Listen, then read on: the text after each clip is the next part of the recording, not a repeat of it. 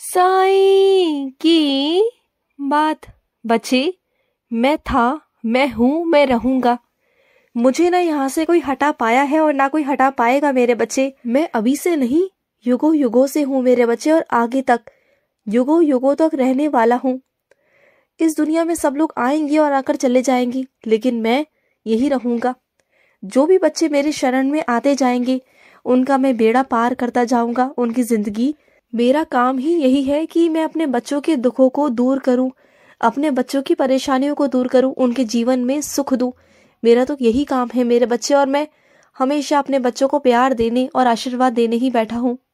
और सुनो, इस जीवन में ना, इस दुनिया में कुछ भी सच नहीं, कुछ भी नहीं सच, सिर्फ नाम के अलावा। सिर्फ ईश्वर का नाम है ना, वही सब कुछ है, और बाकी सब कुछ मिथ्या है। सब कुछ मिथ्या है और कुछ भी नहीं है। ये दुनिया सिर्फ एक माया जाल है मेरे बच्चे, ये सब खेल है। ये जो दुनिया में चल रहा है ना, ये सब खेल है। ये ईश्वर का रचाया हुआ खेल है जिसमें सब फंसते चले जाते हैं। सबको लगता है ये मेरा, वो मेरा, ऐसा मेरा, मेरा वो हो जाए, मेरा ये मिल जाए, मुझे ये हो जाए। ये सब सोचते रहते हो ना, पर भूल जाते हो कि तुम इस धरती पर आए ही क्यों थे। तुम इस धरती पर आए थे नाम जाप करने। तुम्हें इस धरती पर भेजा गया था अपने जिम्मेदारियों को पूरा करने, मेहनत करने के लिए। पर लोग ना अपने लक्ष्य से भटक चुके हैं। तुम्हें भेजा गया था अपने कर्म बनाने के लिए, लेकिन यहाँ पर आकर तो लोग एक दूसरे को मारने काटने पर उतारू हो गए हैं, और दूसरों को हमेशा नीचे गिराने में लगे रहते हैं, दूसरों को नीचे धंसाने में लगे रहते हैं, और अपने आप को ऊपर उठाने में लगे रहते हैं। उन्हें लगता है कि दूसरों को नीचे गिराकर ऊपर उठने में बहुत खुशी है, बहुत मजा है। लेकिन वो भूल जाते हैं कि जो ऊपर बैठा है ना, ऊपर वाला, वो सब देख रहा है कि कौन क्या कर रहा है, कौन क्या नहीं कर रहा। उन्हें लगता है कि बस हम तो खुश हो जाएंगे सब कुछ करने के बाद, किसी को नुकसान पहुंचाने के बाद। लेकिन वो सब भूल गए कि सबका हिसाब होता है, और सबका हिसाब मेरे पास लिखा हुआ है। एक एक हिसाब मेरे पास होता है। जब हिसाब किया जाता है ना, तब जाकर समझ में आता है कि क्या क्या गलतियां तुमसे हुई, और उस वक्त तुम पछताते हो। लेकिन उस वक्त ना पछताने का कोई मतलब नहीं होता। और सुनो, जबरदस्ती किसी को तुम ये मत जताओ बार बार कि वो तुम्हें नहीं बुला रहा या तुम्हें नजरअंदाज कर रहा है तो क्यों कर रहा है। ये तुम्हें जानने की कोई जरूरत नहीं है मेरे बच्चे। तुम जाने दो, अगर उसने तुम्हें नजरअंदाज किया है तो कोई ना कोई उसके पीछे कारण होगा, कोई वजह होगी। तुम ना बार बार उससे मत पूछो, और ना ही किसी और के माध्यम से उस तक वो बात पहुंचाओ कि उसने तुम्हें नजरअंदाज क्यों किया, क्यों नहीं किया। तुम्हें जानना कोई आवश्यक नहीं है।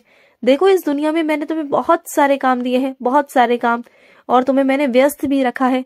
तुम क्यों एक जगह पर अटक जाते हो? तुम्हारी सुई जो है ना, वो एक ही जगह पर अटक जाती है।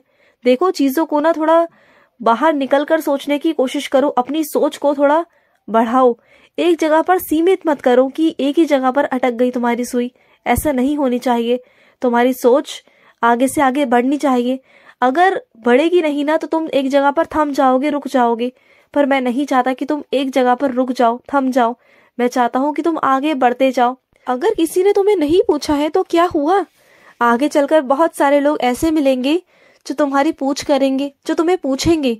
चिंता मत करो। और सुनो, जहाँ तुम जाना चाहते हो ना, मुझे पता है, लेकिन ना घर को अकेला छोड़कर, खाली छोड़कर, ताला लगाकर मत जाना।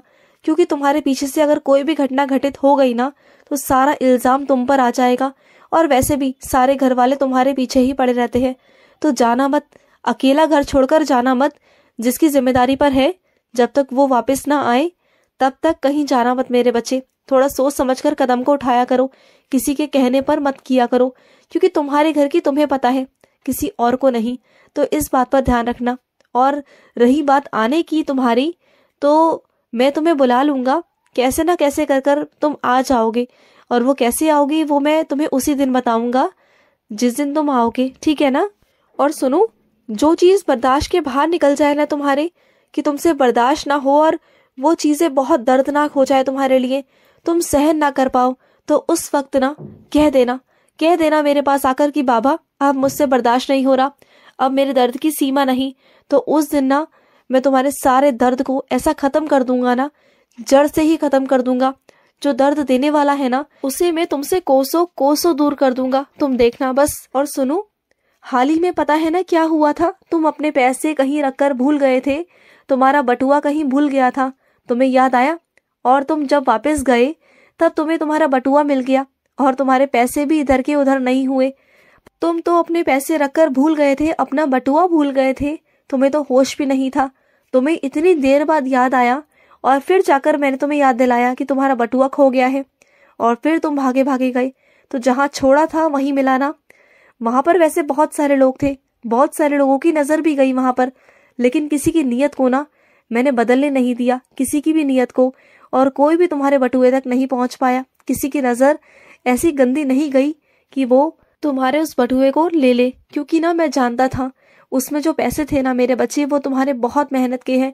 तुम किस किस तरीके से मेहनत करते हो, पूरा पूरा दिन दिन रात मेहनत करते हो, तब जाकर वो पैसे तुम कमा पाते हो।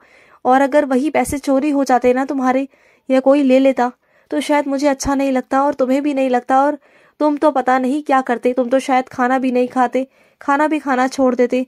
तो इस वजह से ना मुझे तुम्हारे बटुए की रक्षा करनी पड़ी। और आगे से ध्यान रखना, ठीक है ना? अब तो मैंने बचा लिया, लेकिन आगे से ध्यान रखना, जब भी कहीं जाते हो तो अपने बटुए को या तो अपने पास रखा करो या फिर किसी सुरक्षित जगह पे रख दिया करो, ठीक है ना?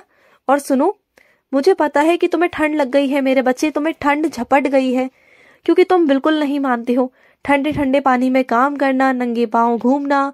तुम बिल्कुल भी अपना ध्यान नहीं देते हो, बस ये सोचते हो कि जल्दी जल्दी बस सारे काम खत्म हो जाए और आराम से फिर अपने दूसरे काम कर सको। तुम्हारा एक काम खत्म नहीं होता तो दूसरा आ जाता है। देखो सुनो मेरी बात, ये काम तो जिंदगी में कभी खत्म नहीं होंगे। ये घर है मेरे बच्चे, और घर में कभी भी कोई काम खत्म नहीं होता। 24 घंटे काम चलता रहता है। अगर तुम काम करते रहोगे तो काम आता रहेगा। अगर तुम थोड़ा वक्त अपने लिए निकालोगे, थोड़ा आराम करोगे ना, तो तुम्हें भी अच्छा महसूस होगा, तुम्हारा स्वास्थ्य ठीक रहेगा। और ना अपने आप पर ध्यान देना शुरू करो। देखो तुम्हें कितनी ठंड लग गई है, तुम्हें कितनी छींकें आ रही हैं सुबह से, कितना जुकाम लग गया है तुम्हें, तुम्हारी आवाज भी बदल चुकी है। थोड़ा ध्यान दो मेरे बच्चे, ये सर्दियों का मौसम है और इसमें तुम्हें ध्यान देना होगा अपने ऊपर। और शुरुआती दौर में ध्यान नहीं दोगे ना, तो ज्यादा अगर तबीयत बिगड़ गई तो संभाल नहीं पाओगे अपने आप को और बिस्तर पर पड़ जाओगे। फिर कौन संभालेगा तुम्हारे घर के काम, तुम्हारे घर की जिम्मेदारियां कौन संभालेगा बताओ? तो थोड़ा सा अपने ऊपर ध्यान लगाओ। और सुबह उठते हो ना, तो उठने के साथ ही मेरी उदी लिया करो। जब पाँव को अपने बिस्तर से नीचे रखते हो ना, उसी वक्त पहले मेरी उदी लो, उदी का सेवन करो, और उसके बाद ही तुम नीचे उतरा करो, क्योंकि ना मेरी उदी तुम्हारी रक्षा करती रहेगी, तुम्हें ठंड से, हर एक चीज से, बीमारी से बचाएगी। और सुनो, मुझे पता है कि तुम मुझे मंदिर में तो रखते ही रखते हो, लेकिन तुम चाहते हो कि मैं तुम्हारे कमरे में भी विराजित हो जाऊं। तुम मुझे अपने कमरे में भी रखना चाहते हो, एक तस्वीर के रूप में, कि बाबा की एक बहुत बड़ी सी तस्वीर तुम अपने कमरे में लगा सको। तुम्हें लगता है कि सोते उठते बैठते बस मैं बाबा को ही देखता रहूं, बाबा को ही निहारता रहूं। तुम जैसी तस्वीर मेरी चाहते हो ना, जिस तरह की चाहते हो, उसी तरह की तस्वीर तुम्हें मिल जाएगी। तुम बिल्कुल चिंता मत करना। और वो ऐसे नहीं मिलेगी, क्योंकि ऐसे थोड़ी ना आऊंगा मैं तुम्हारे घर पर। मैं तुम्हारे घर बहुत खास तरीके से आऊंगा, किसी और के द्वारा, किसी और माध्यम से। हो सकता है कि मैं तुम्हारे घर पर किसी तोहफे के रूप में आऊं, लेकिन आऊंगा तो किसी खास तरीके से और किसी खास अवसर पर मेरे बच्चे, जिससे तुम्हें भी मेरे होने का एहसास हो जाए कि तुमने बाबा से कहा कि बाबा आना मेरे घर पर, मेरे कमरे में विराजित हो जाओ। तो तुम्हारा बाबा ऐसे ही थोड़ी ना आएगा तुम्हारे पास। बिल्कुल देखना, किसी खास मौके पर आऊंगा। खुश रहो, मेरा बहुत बहुत सारा प्यार है, ध्यान रखो अपना। आज का साई संदेश समाप्त हुआ।